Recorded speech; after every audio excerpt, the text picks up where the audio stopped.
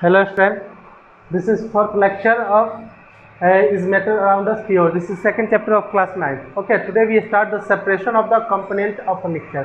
आज हम बात करेंगे कि जो मिक्सचर है उसके कंपोनेंट को हम कैसे अलग कर सकते हैं. Okay, the different method of separation are used to get individual components from mixture. Heterogeneous mixture can be separated into their respective constituent by simple physical method like hand picking, swimming, filtration etc. आज हम बात करेंगे mixture को किस प्रकार से उनके constituent सबको अलग करना है. जैसे जो भी हमारे पास हेट्रोजीनियस मिक्सचर होते हैं उनको हम सिंपल फिजिकल प्रोसेस द्वारा जैसे कि हैंड पिकिंग, स्विंग, फिल्ट्रेशन ये सब के जरिए उनमें मौजूद जो कंस्टिट्यूएंट पार्टिकल है उनको हम क्या कर सकते हैं, अलग कर सकते हैं. ठीक है, कुछ ऐसे भी मिक्सचर होते हैं जिनको कुछ हम एक्स्ट्रा और थोड़ा सा हार्ड फिजिकल प्रोसेस यूज़ करते हैं उनको सेपरेट करने के लिए. हम सभी देखेंगे सिंपल और हार्ड जिन तरीके फिजिकल प्रोसेस जिनसे हम मिक्सचर के कंपोनेंट को अलग कर सकते हैं. Okay, first obtaining a colour component from blue black ink. अब ब्लू ब्लैक इंक का जो कलर कंपोनेंट है उसको हम कैसे प्राप्त करेंगे. The process of evaporation is use to obtain a colour component from a blue black ink. अब ब्लू या ब्लैक इंक हो उसमें से कंपोनेंट को अलग करने के लिए हम इवेपोरेशन प्रोसेस का उपयोग करते हैं. The process of evaporation is use to separate the substance which is dissolve in water. इस इवेपोरेशन प्रोसेस का हम उपयोग उस सब्सटेंस को सेपरेट करने के लिए करेंगे जिसमें वाटर में कोई चीज़ घुलाया गया हो. मतलब सेपरेशन प्रोसेस से हम वैसे सब्सटेंस को सेपरेट करेंगे जिस प्रोसेस में वाटर के अंदर कोई चीज़ डिजॉल्व हो. ठीक है, अब बात करते हैं आगे.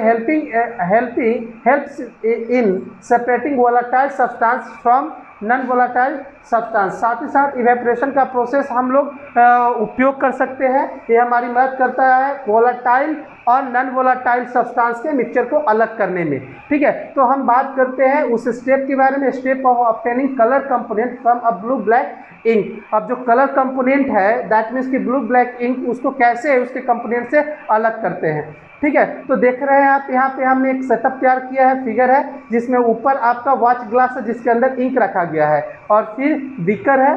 ठीक है, उस बीकर के अंदर वाटर है, हाफ फिल्ड वाटर है. फिर हमने गैस को ऑन किया, जैसे ही हीट गया तो हीट के कारण जो वाटर है वो इवेपरेट हो गया. हीट इवेपरेट होकर गैस के जाके उस वॉच ग्लास को हीट किया. नतीजा ये हुआ कि इस वॉच ग्लास में जो भी वाटर कंपोनेंट है वो सभी इवेपोरेट हो गए और वो बाहर निकल गए और सिर्फ हमारे इसके अंदर क्या बच गए, इंक बच गए. ठीक है, दैट मीन्स कि हमने इंक के सोल्यूशन को वॉच ग्लास में डाला और इस वॉच ग्लास को बीकर के ऊपर डाला. बीकर में हाफ फिल्ड वाटर डाला और गैस को ऑन किया और जो वाटर है वो गर्म होके हीट कर दिया वॉच ग्लास को और वॉच ग्लास में जो इंक है वो गर्म हुआ और जिसके कारण उसमें वाटर है जो इवेपोरेट होकर चला गया और इंक हमारा जो भी है या ब्लू या ब्लैक वो सेपरेट हो गया. चलिए हम स्टेप देखते हैं. Fill half beaker with water कर दिए, हाफ बीकर को फिल करना है वाटर से. Put a watch glass on the mouth of the beaker. Beaker के माउथ पर वॉच ग्लास रखे हुए हैं. ठीक है, put a few drops of ink on the watch glass. इसमें कुछ ड्रॉप इंक के डालेंगे और now start heating the beaker. और बीकर को अब गर्म करना चालू करेंगे. We do not want to heat the ink directly. You will see that evaporation is taking place from the watch glass. हम डायरेक्टली वॉच इंक को गर्म नहीं कर सकते हैं, इसीलिए हम बीकर के ऊपर वॉच ग्लास को रखते हैं और बीकर में वाटर होता है वो गर्म होके उसके गैस वॉच ग्लास को टच करते हैं तो वो उसको हीट करते हैं. डायरेक्ट करेंगे तो ये नहीं हो पाएगा सही से. Continue heating on the evaporation goes on and stop heating when you do not see any further change on the watch glass. अब आप इसको कंटिन्यू हीटिंग करते रहिए, तब तक हीट करते रहिए जब तक जो वॉच ग्लास में जो चीज़ है वो चेंज होकर उसके बाद उसमें और कोई चेंज परिवर्तन नहीं आ रहा है.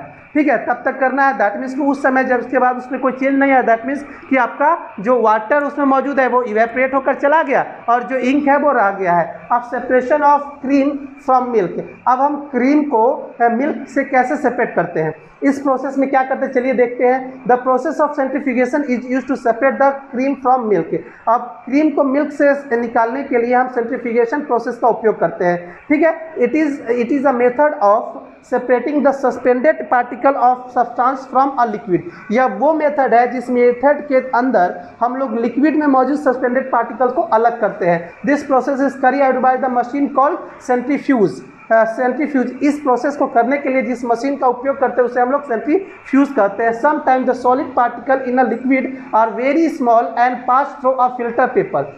होता क्या है कि कुछ समय जो हमारे सोल्यूशन होते हैं उसमें जो सॉलिड पार्टिकल होते हैं लिक्विड में वो इतने छोटे होते हैं कि जब वो उनको फिल्टर पेपर से अलग करना चाहते हैं तो नहीं होता है, क्योंकि छोटे होने के कारण वो फिल्टर पेपर के पोर से पार हो जाते हैं। For such particles the filtration techniques can not be use. ऐसे पार्टिकल को लिए हम लोग फिल्ट्रेशन टेक्निक का उपयोग नहीं कर सकते हैं सेपरेट करने के लिए। The mixture is rotate rapidly so that the heavier particle in the mixture settle down to the bottom. अब ऐसे में क्या करते हैं, जो सेंट्रीफ्यूज मशीन है उस मशीन में मिल्क को डालते हैं और उसको रोटेट करते रहते हैं, और जब रोटेट इमीडिएटली करते रहते हैं तो होता क्या है, जो हेवियर पार्टिकल है वो नीचे बैठ जाता है। The basic principle of centrifugation is that the danger particle are forced to the bottom and the liquid being lighter remains at the top. होता क्या है इस प्रिंसिपल मतलब सेंट्रीफ्यूगेशन में, जो आपका डेंजर पार्टिकल है वो जब हम रोटेट करते हैं तो वो फोर्सअप होकर नीचे चला जाता है और लिक्विड लाइटर होने के कारण